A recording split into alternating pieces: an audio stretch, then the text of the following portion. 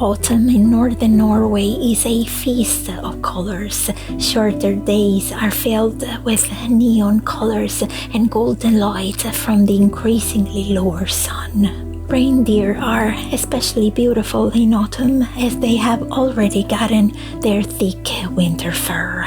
Moose hunting season has started and the reindeer herders are slaughtering the non-castrated males. During the transition between a reindeer mating season and autumn-winter and harvest season, I always feel the need to spend alone time in the tundra where people have lived safely and well for thousands of years. It's refreshing to be not at odds with the world, but content with my own thoughts and company and elated to meet myself every morning. I love how the silent presence and the materiality of the tundra emphasize the animals and plants as they are given a large percentage of its surface, leaving limited space for me as a human. These mountains and the land where I live here in Sápmi take me away from a universe in which we as humans are the center, and the realization of this very concept always makes me strongly feel nature is not something we step in and out of, not in my world, and the time I spend on these wild grounds is not really about me. It's not even about you ticking it off your bucket list. It's about touch. It's about being touched. It's about the cold wind merging with my warm breath for a moment of comfort. It's about the ground feeling a different foot. It's about the sun using my eyes as another point of reflection.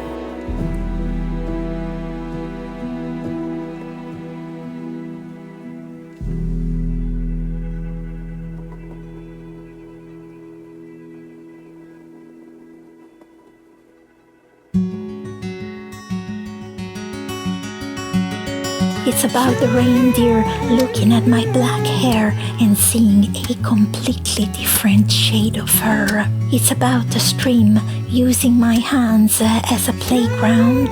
It's about the standing trees experiencing my walking bones. It's about the land having its way with me, not the other way around. So much laughter, hey. Brings to the end. All this again. La la la la.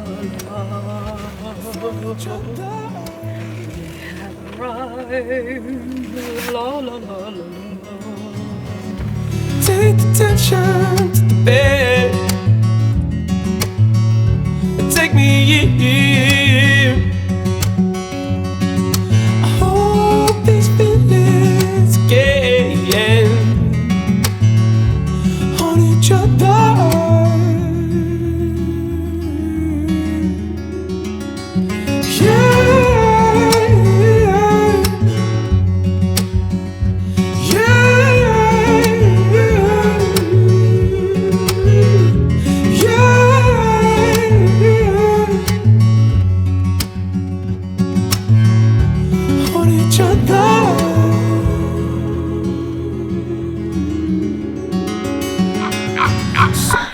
morning, everyone. We have arrived yesterday to Saltfjellet, and today we have come to the fences that you can see in my back.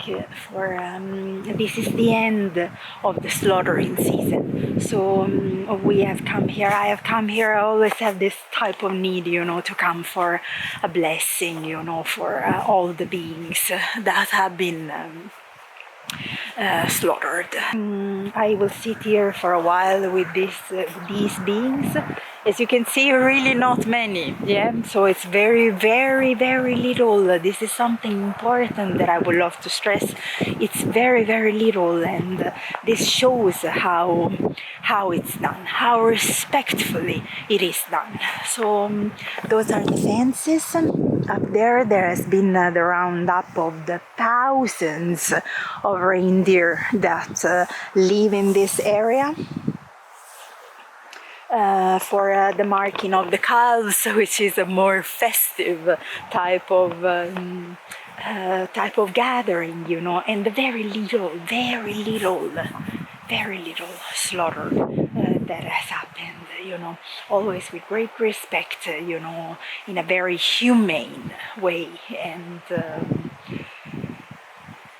so I wanted to show you. After a very long day of filming and work, we got our best friend got a phone call that a car hit a reindeer, so we had to rush it up here to the tundra. This is the tundra up here.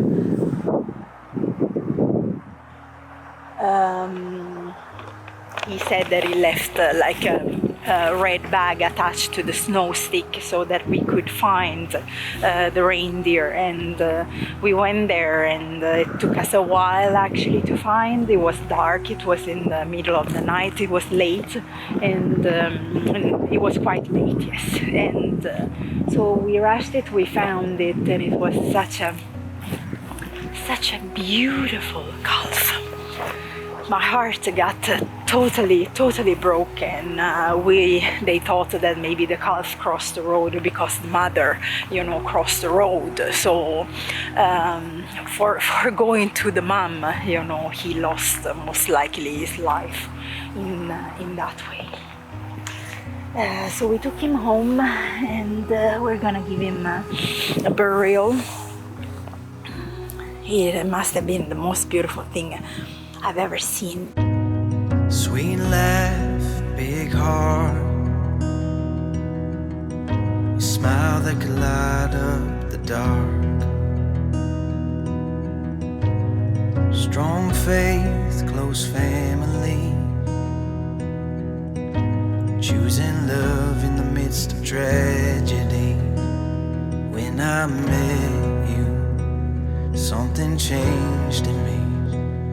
Better with you than I'll ever be. 'Cause when you walk into a room, life gets a little sweeter. When I look at you, I see a little clearer. Through the years and every change, we'll put up a fight, 'cause you're my love. This is a wonderful autumn morning. I feel that the first storm that we're gonna get up here, the first windstorm, actually all the leaves are gonna fall down literally in one shot. There, it looks like there is almost now nothing holding them up, really. So if not this very merciful weather still,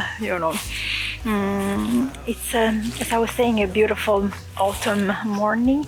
We have been doing packing for the shop and taking care of orders, and I have been taking care of the sign of the shop, that during the summer months, it kind of the sun has it fade. So I took care a little bit with the black marker. Has been the bottom part of the wood has been engraved, so you just have to go there and with a marker, probably once a year roughly, so that actually people can see and they don't think that they disturb us every time they decide to stop. You know, if there is here, you know, if there is no sign of open boutique, so open shop, people would just think that it's they might disturb if they stop. So we wanted to put the sign back up. These are my favorite woods. They are right behind our home there and our gamme here.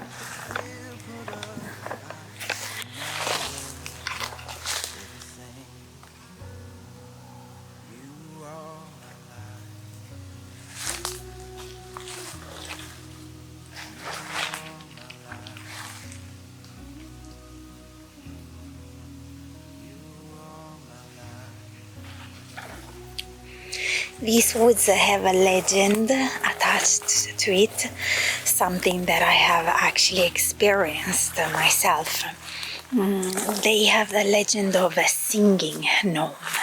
So this gnome every now and then decides to make himself manifest and sings. So some years ago we were doing some garden work, and I remember that there was, I thought that there was this friend of mine singing while